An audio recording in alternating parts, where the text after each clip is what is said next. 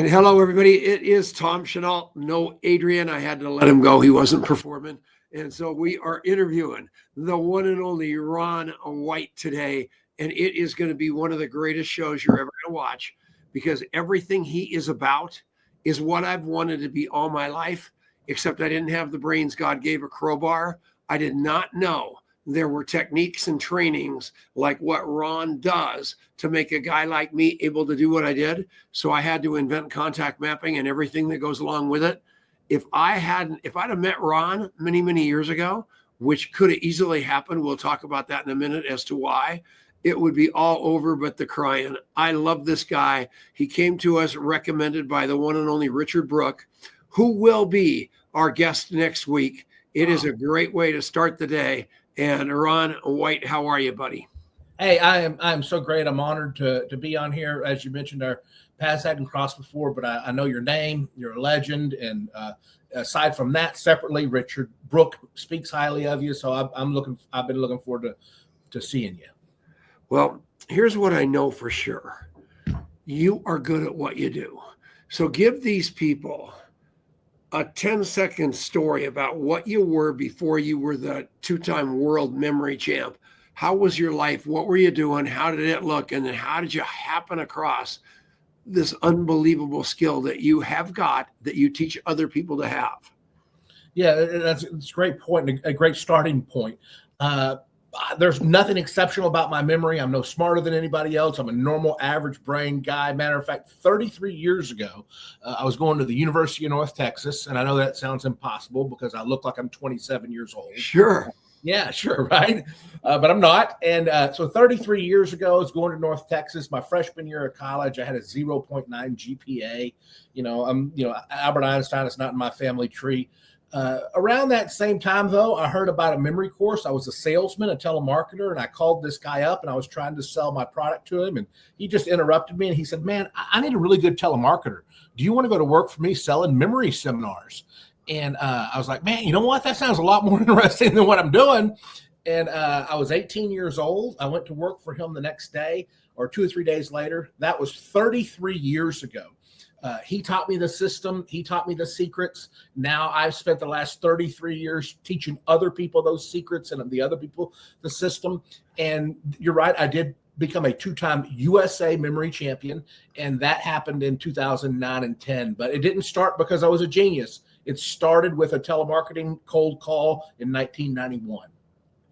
Wow. So then what happened? Well, I went to work for him, and he taught me the system, and he taught me how to sell memory, and I was amazed with how well I was able to pick the system up. But more than that, I think what really got me hooked, it was not that I went from being an average memory to being able to memorize a 50 or 100 digit number pretty fast in just minutes. What really got me hooked was when he would have me go out to these companies or these schools and teach students or business people, and to watch their eyes light up because they want to remember names to build relationships. The students want to get better grades. And that's what got me hooked. Not necessarily the transformation of my memory, but watching the eyes of other people open up. And, it's been 33 years now, and I absolutely love it. I get to travel around and speak at conferences, and it's a fun life, but it's a fulfilling life because I think a lot of people are stressed about learning, and I like to help remove that stress. And that's one of the favorite things that I like about my job, what I do. Okay, so talk to me about starting at the very beginning. How does somebody become Ron White? Yeah, well, I'll steer them a little away from some of the sidetracks and diversions I got. I'm not going to tell them exactly how to be me because they might not want everything that comes with that. Yeah. But the part of me that went to developing my memory, that part, if somebody wanted to develop their memory, they really need to learn just a couple things. First of all, focus is a key ingredient to your memory. If you meet somebody, you shake their hand, 2 seconds later, you don't know their name, and you're like, oh my gosh, I'm so terrible at remembering names. You're not forgetting a name in 2 seconds. You're never hearing the name. You're walking towards that person and you're thinking, what do they think of me? What do I think of them? Have I seen them before? What business deals are we going to do? What product am I going to tell them about? And when you got all this stuff running around in your brain, in that crucial moment, they say, hi, my name's Tom. Hi, my name's Adrian. Hi, my name's Michelle. That's crucial. But because our brain is thinking about all this other stuff, we never hear it. The first key to memory, by far the first key to memory, is the ability to focus. And I tell people you focus in two primary ways. The first way you can improve your focus is just good nutrition and exercise. Spinach, blueberries, eating healthy, going for walks, playing pickleball, whatever form of exercise you like. But good nutrition and exercise helps your focus. Drinking plenty of water helps your focus. A dehydrated brain can't focus. But I'll also say this. If you're the healthiest person in the room, you're not going to be able to memorize a 100-digit number or 100 names just because you're healthy. There has to be some technique to it. And I was reading a book by someone I'm sure you're familiar with, Brian Tracy. Sure. I was reading one of his books 20 years ago. Focal Point was the name of the book. And in that book, he said, well-worded questions focus your brain. And I set the book down. And as I set the book down, I thought, man, that is so good. How can I apply this to memory, what I do? And I started doing this. Every time I walked into a meeting, every time I walked into a room and there was new people, as I'm walking towards them, instead of saying, what do I think of them? What do they think of me? Have I seen them before? What business deals are we going to do? Instead of all that stuff running around in my brain, I did what Brian Tracy said, and I asked myself a question. Here's the question. What is their name? What is their name? What is their name? What is their name? Now, don't say that out loud. Say that silently to yourself. But you can focus your brain with a well-worded question. So in 2 seconds, when they say their name is Tom or Adrian or Michelle, you're actually going to be hearing it. And there's probably several steps if they want to develop the memory I have. But if we go back to the very beginning and we lay a foundation, I say that foundation would be one primary thing. Start working on your focus. Memory needs to be intentional. Good nutrition and exercise. And when you're walking towards somebody, ask yourself the question, what is their name? What is their name? And there's more steps to that, and I'm happy to share all of them with you, but I'll want to cut my monologue off here for a second and make this more of a dialogue. But you might want to tell that one to Richard Brooke, because that thought has never gone in Brooke's brain in his life. I say I would like to introduce you to Richard Brooke, and then we just have a cup of coffee because he talks the whole hour. So you are a very refreshing guest. Next week, you'll get the monologue. This week, you get the dialogue. I love dialogue.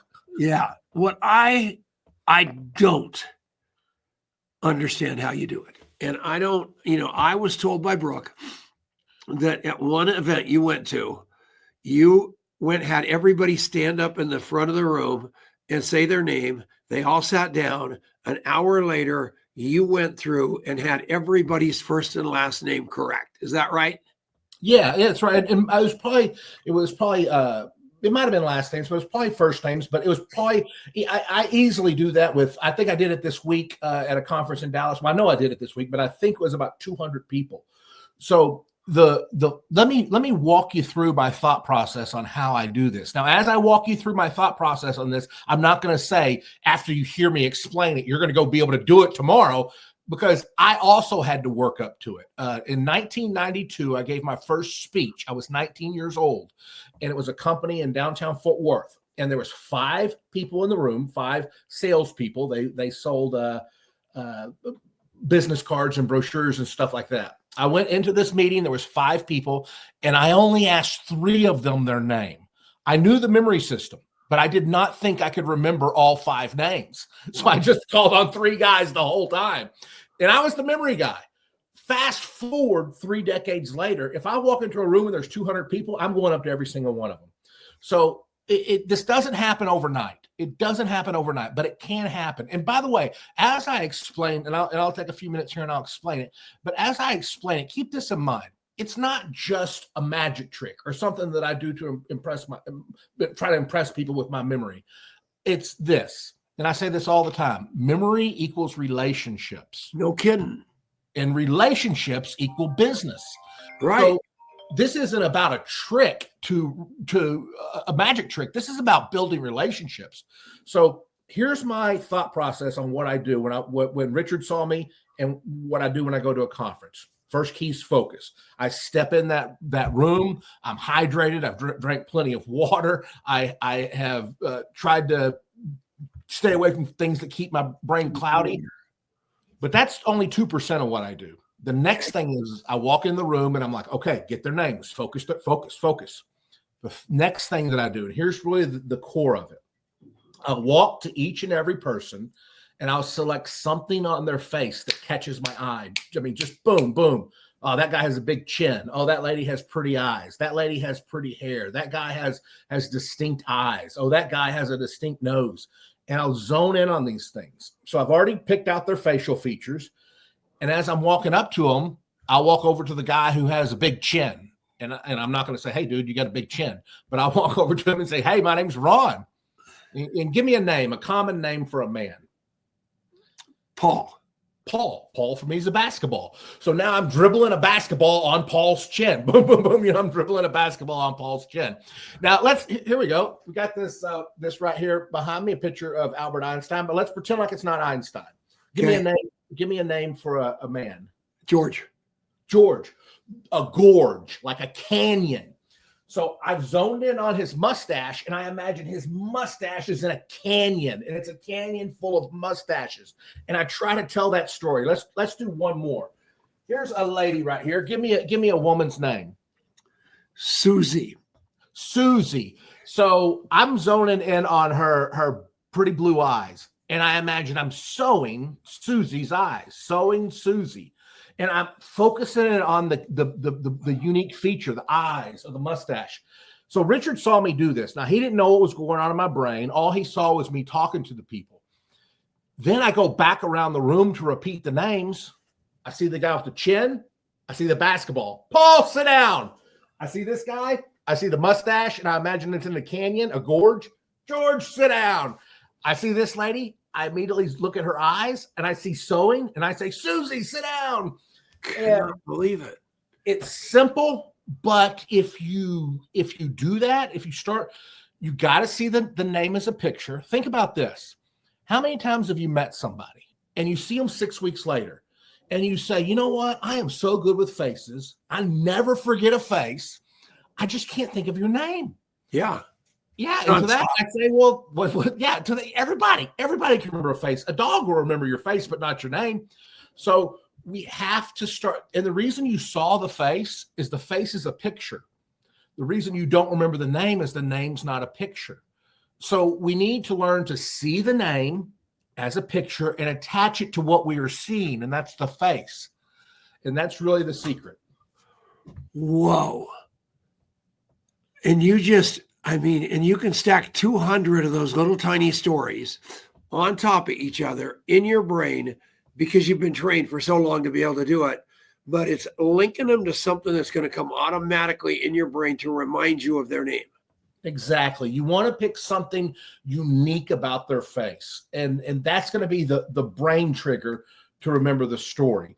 When you look at that, so when you see them an hour later, just ask yourself, what stood out to me about the face? Oh, the chin, the mustache, the eyes. Oh, what was I doing on those eyes? Oh, yeah, I was sewing those eyes. Now, here's where it's going to take a little bit of work. And I'm not gonna blow smoke here. This takes a little bit of work. You noticed you gave me the names and I had the pictures just like that. Yeah. That is what's going to take the most work. Yeah. Hands down. So every George in your life is a gorge. Absolutely. Okay, that's important. You guys pay attention to that? Can you believe how well I was listening to him, by the way? Thank you. Yeah, that's awesome. Yeah, and you're absolutely right. Every George is a gorge. Every Paul is a basketball. Every Susie is sewing. And once you and here's the way I would recommend everybody who's listening to this practice. As you go throughout your day, you're going to go to the bank. The teller's going to have a name tag on. Read the name, turn it into a picture. Your waitress is going to have a name tag on. Read the name, turn it into a picture. Do you write it? Do you have a dictionary out there that actually has the names identified with the words, or do you just have that stored in your brain too? So George Gorge, is that written down somewhere?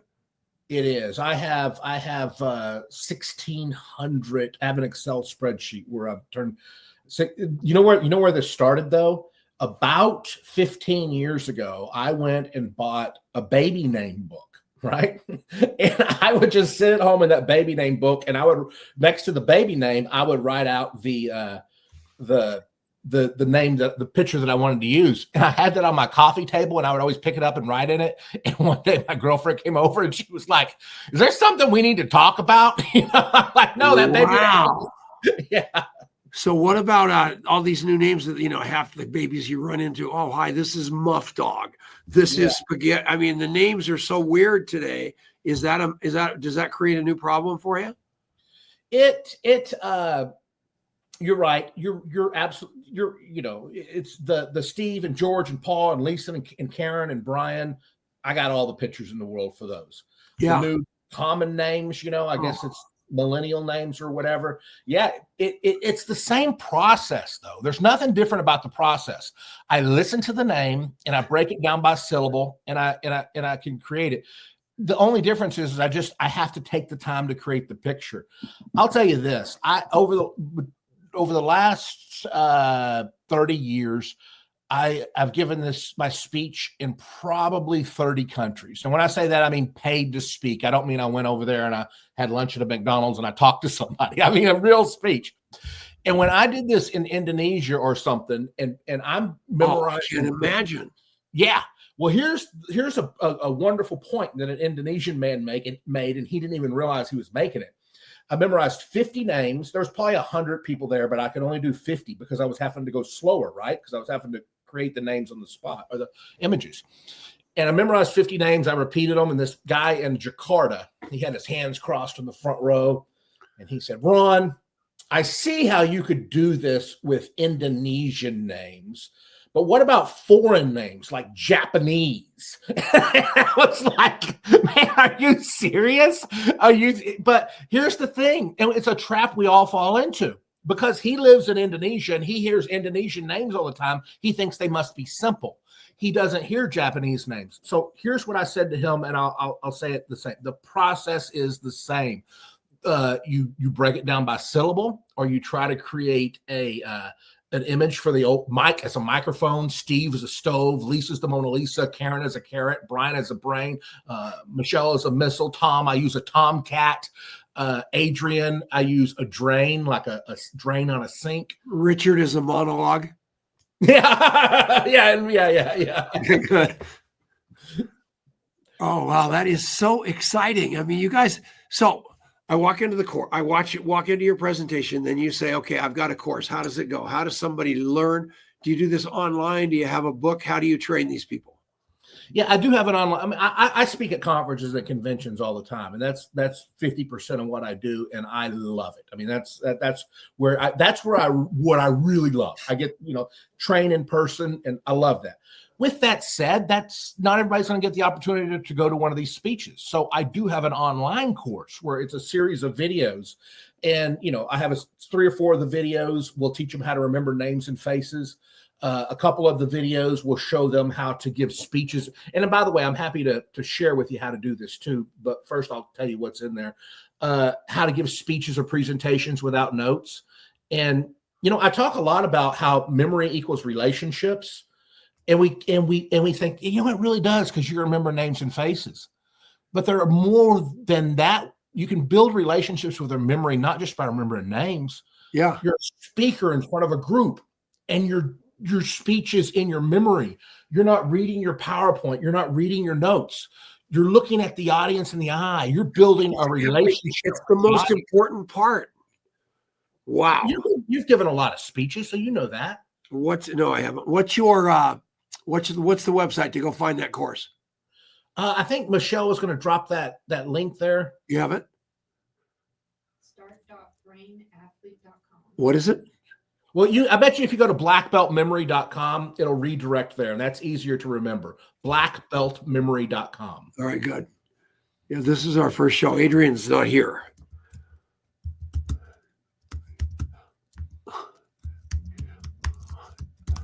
I did it. All right, it's coming up. All right, go to blackbeltmemory.com. You guys want to learn this? I am telling you, I would have saved millions of dollars if I would have, because we had to develop that contact mapping, which cost us a ton of dough to be able to do what this guy could train you to do in this course, which is remember people, which is 100% of the game. And Richard Brooke, who's on here right now, told us that had he done exactly what Ron White is doing, he would be a trillionaire at this time instead of forgetting literally everybody he met. Now, he did say in the comments, this is absolutely amazing to me. Amazing. Here it is. Look in the comment, look on the screen. Brooke took the course. Did he pass? Yeah, he did. He's a great. Passed? Okay, good. So Richard took the course, everybody, and he passed the course, which is really, really exciting. And he's really a ton. I love to give him heat, but he is a ton better at everything than I will ever be. And especially relationship, especially high level relationship. The guy has got a doctorate in it, and it's served him well. And what Ron has been is the catalyst to it. Let me ask you this. You go to the conference. You're with all the boys before the conference. Couple of hot women. You're halfway across the world. Yeah. You decide to start throwing down a couple cocktails. Yeah. Next thing you know, you are roaring drunk and you have to go give the course. Yeah. What happens then? Well, I will share this with you. I've always been very, very good about keeping alcohol away from my conferences, right? Okay. I've always, however, in Fort Worth, which is the city I live in, a women's philanthropy charity asked me to do 2 no-charge meetings as a donation, 2 no-charge speeches as a donation to their charity. And they had all these high roller ladies in the audience. And I gave my speech for no charge, right? It was a gift to the charity. And after my speech, so that was speech 1. Then there was a 4-hour window in speech 2. After my speech, by the way, I've never shared this with anybody publicly, but after my speech, the first speech, I was at the back of the room, and the lady who organized it all came up to me, and she said, "You know what, Ron? That was okay. It wasn't great. It was okay. What I think you should change a few things, and you need to do this and this. You need to make it more lively, more." And I'm like, "Are you kidding me? This is I'm open to constructive criticism, but this was not constructive criticism. She was just, I don't know what she was doing, but it did not sit well with me." And there was a bar right there, and I'm like, "All right, thank you. I have a Scotch double," and I just started pounding the drinks. And then I, by the way, if you're listening and you promote events, I only did this one time in 33 years, and it was simply out of an act of revenge. And I've matured since then, and I will never do it again. We'll get there. I'm positive. So keep going. So then what happened? So I slammed some whiskey, and then the new group came in, and I got up there and I took the whiskey up there with me, and I sat it down. And it wasn't bad. I gave my speech, but I couldn't really do the memory demos. And I'll tell you what, there was a group of ladies in the front row, and they loved it because I think they were just as tired of the stuffy group as I was, but everybody else didn't love it as much. I'll tell you this. I'll sum this story up by saying this. Through trial and error, and only for scientific reasons, have I discovered that memory really hurts alcohol. So how long has it been since you had a cocktail? It was 5 years, December the 18th. So that's why I brought this up, you guys, because this is a sober man.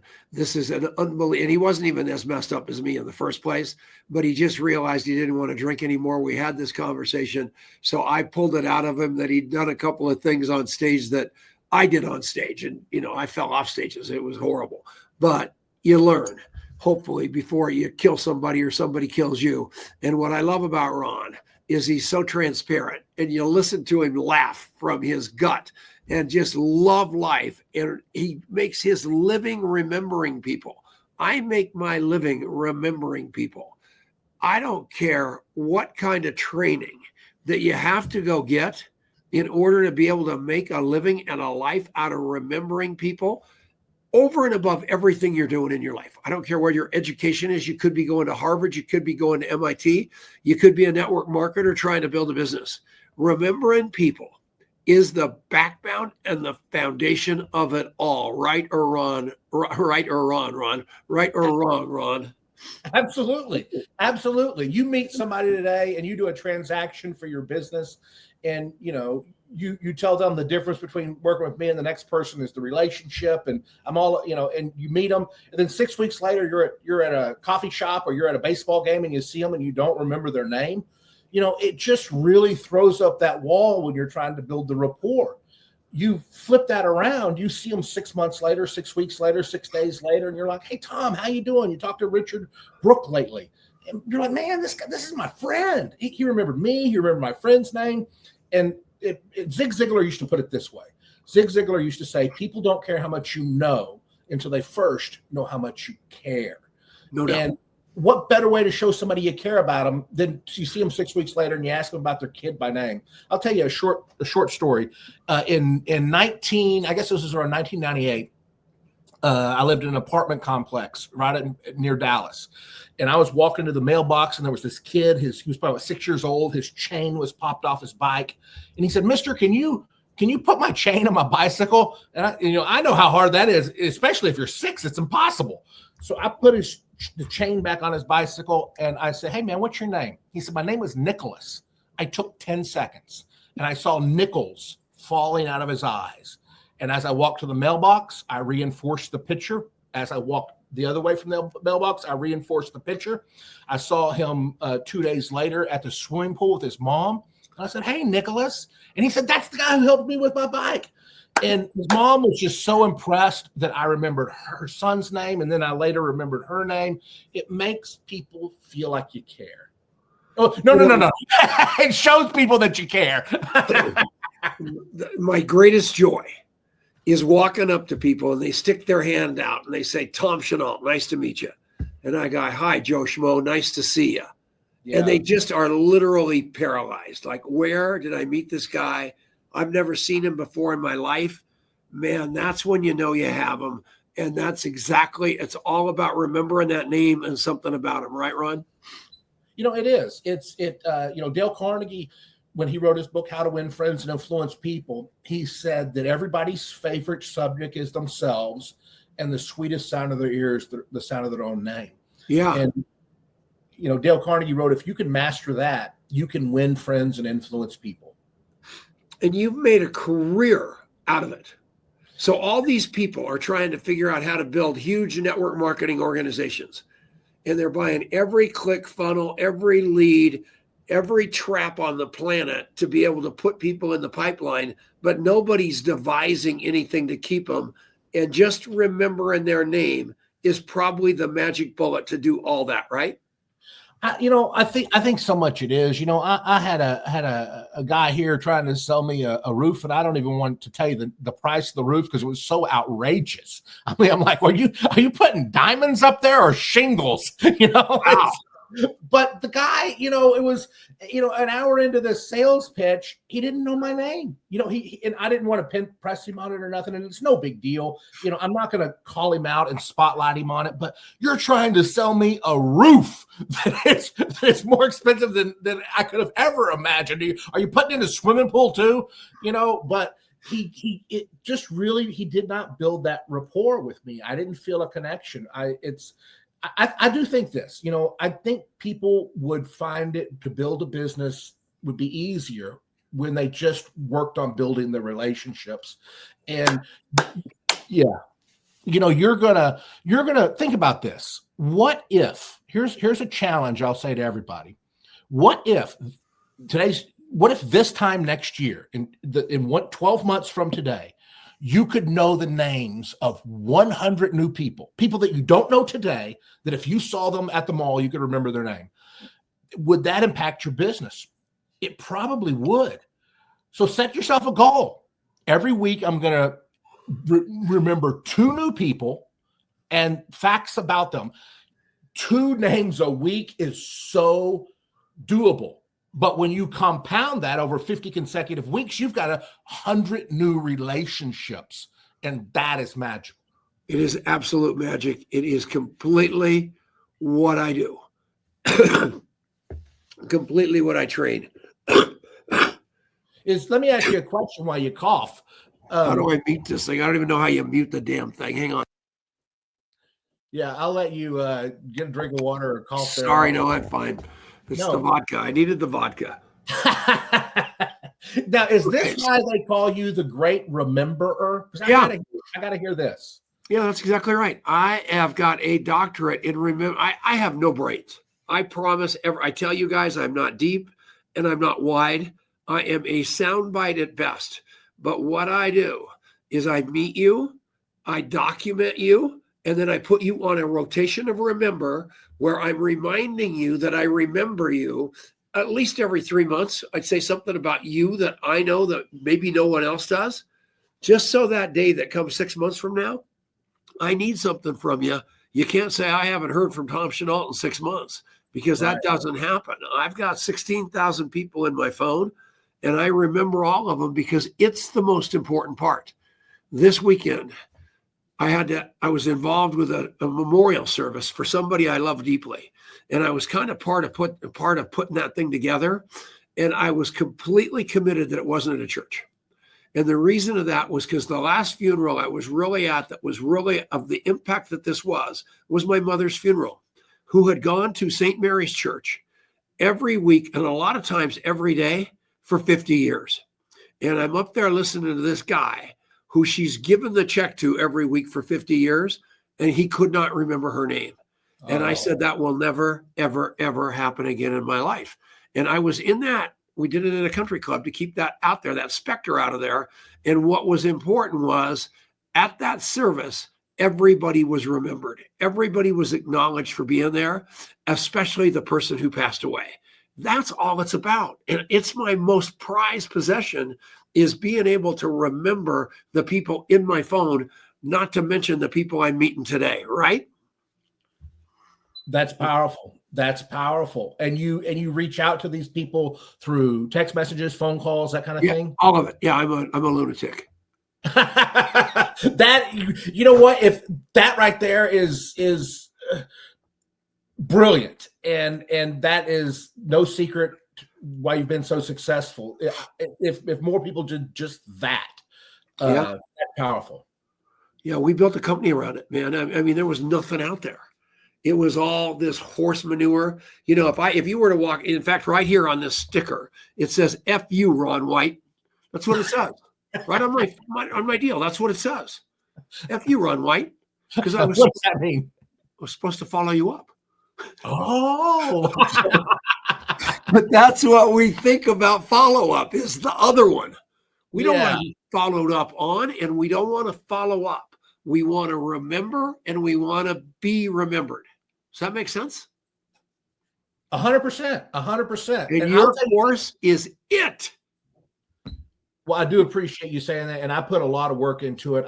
It's called black belt memory, because in the martial arts, you go through levels and you earn a black belt in the martial arts.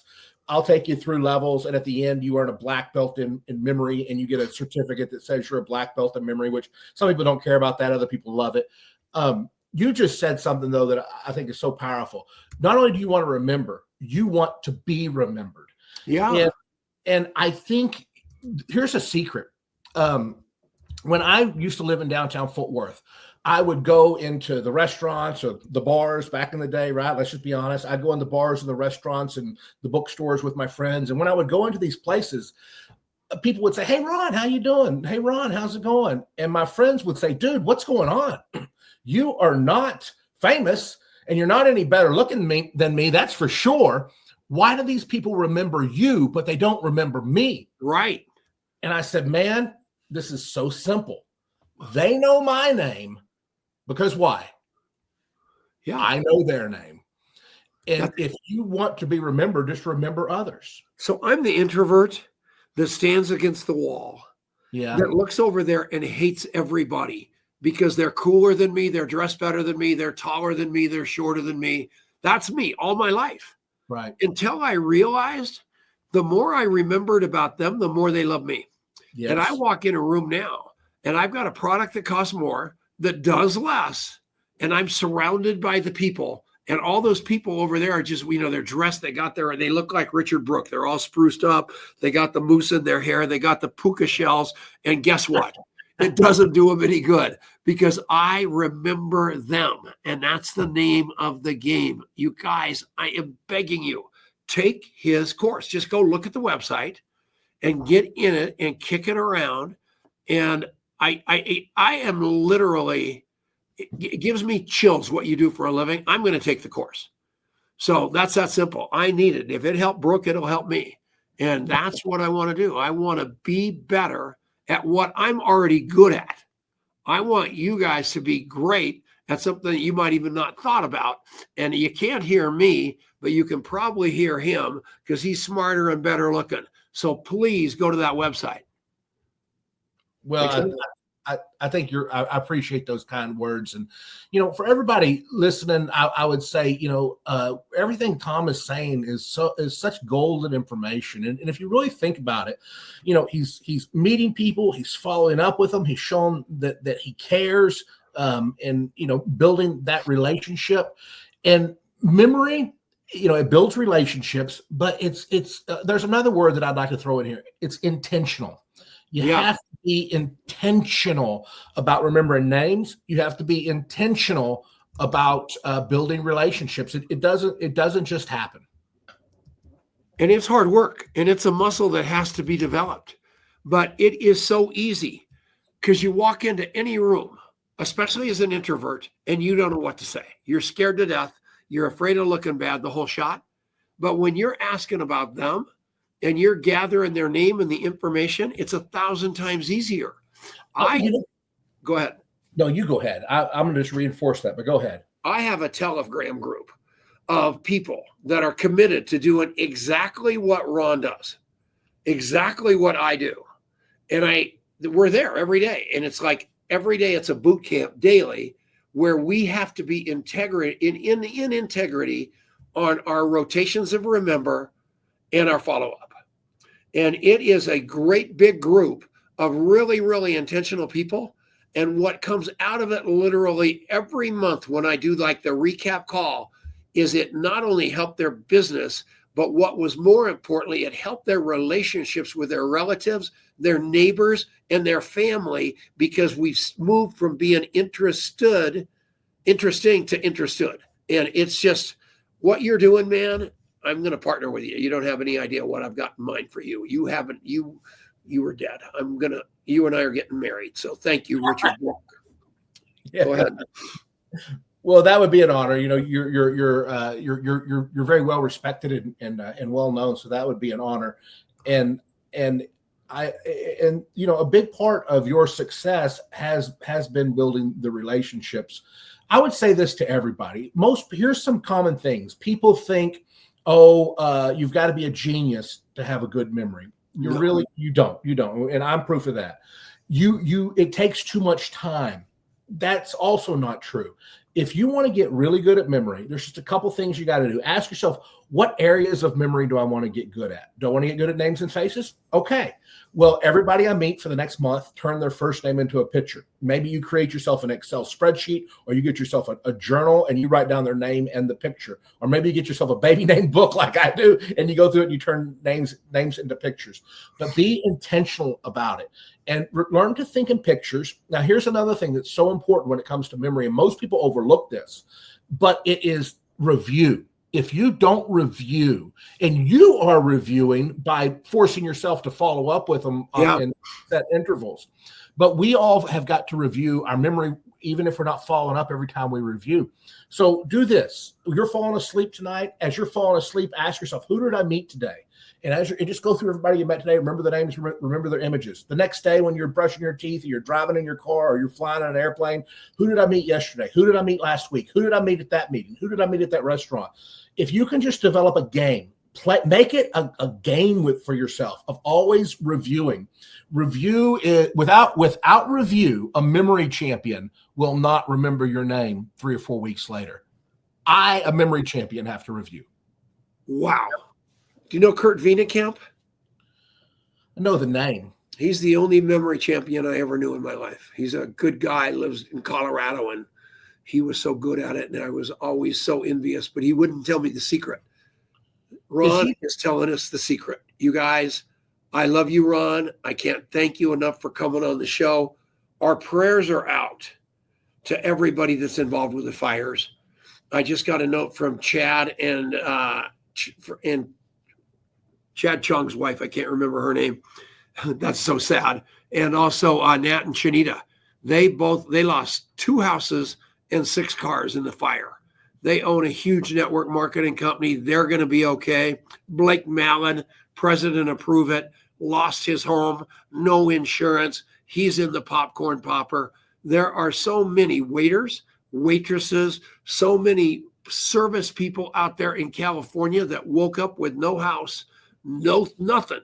And I just want you to, number 1, pray for them. 2, give them some money and understand it could happen to you. And there can't be any judgment, political or otherwise. Just help.